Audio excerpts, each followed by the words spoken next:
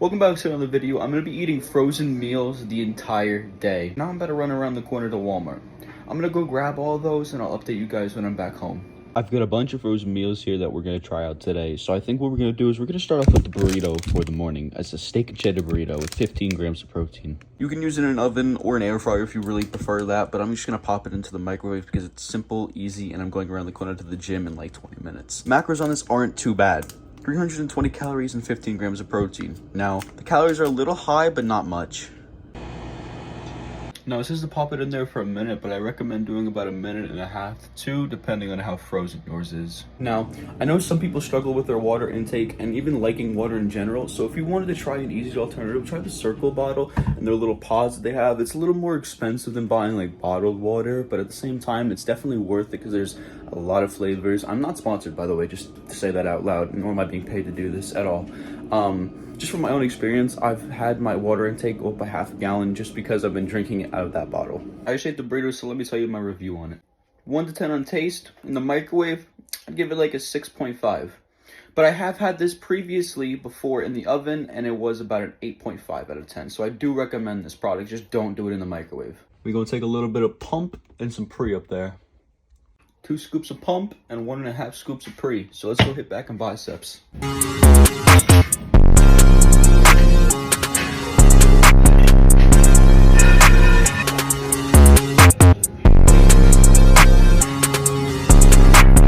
I just came back from hitting the gym, so you know we have to refuel. And you know what we're going to eat for that?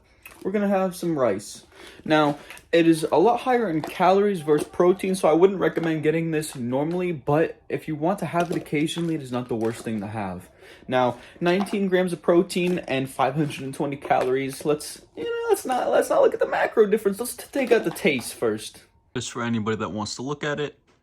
I'm about to go eat, but you pop it into the microwave for a simple 4 minutes and it's done just like that. Mix it up a little bit and put it in for another 30 seconds at most if you absolutely need to. I wouldn't recommend this for a cut, but I do recommend this for a bulk. A little bit later in the afternoon now, so let's have another meal. I'm gonna have the Smart Ones Mexican dish and I'm gonna see how it goes. It's a bit more filling like the last one. Appearance wise, it's looking great already. We have to go test out the taste. Well, I'd rate it out of an overall meal, I'd say probably an 8.5 out of 10. It tasted really good. There was nothing bad about it besides the macros. Let me get into that. So my complaint about this is it had very low protein for the amount of calories that it had, and the ingredients on the back of it weren't the best. So if I was going to recommend you this, I recommend buying it maybe once in a while. Definitely not like a daily or multiple day type of thing. It's just the ingredients aren't good. Next meal we're going to be having right now from Lean Cuisine is the white cheddar mac and cheese. The macros on this actually aren't too bad, nor are the ingredients, so I can't tell you the taste yet, but I will recommend you and review it after. I'm really disappointed to say the Lean Cuisine was just not amazing, and it really just tasted like chalk and not even real mac and cheese. Although the macros and protein are solid on it for the pricing, it is definitely not worth the buy. I'd give it maybe at most, a 2 out of 10. It's just not worth the money. It's not worth you spending your time trying it. And I'd recommend the other products that I've had today, even the one before with the low protein, higher calorie. Even that's a better option than that, in all honesty. So I wanted to move on and go on to the dish for the night. It is currently 9:30 at night, and I'm going to have some dinner. So it's another Mexican dish, and the reason why I've gotten so many of these meals in general is just because I wanted to show you guys what's worth your money, what tastes good, at least to me personally. You guys can have a different opinion, and what has some decent macros for people that are just looking for a quick, simple meal to grab when they don't want to cook. You can just cook yourself and put it to your own taste rather than having to go through a whole process of spending a lot of money when you could make it a lot cheaper.